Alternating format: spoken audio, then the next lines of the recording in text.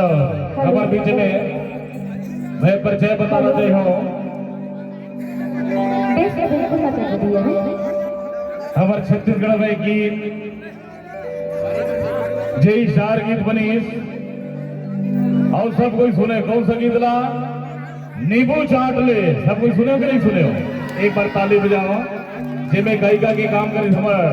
और लगातार भाई वीरेंद्र चतुर्वेदी जी के साथ हमें मंचस्थ करे जाते हमारे छत्तीसगढ़ की सुप्रसिद्ध गायिका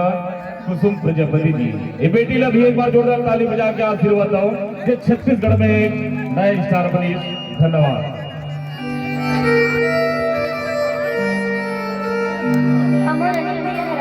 चतुर्वेदी जो लगवाड़ी में रही थे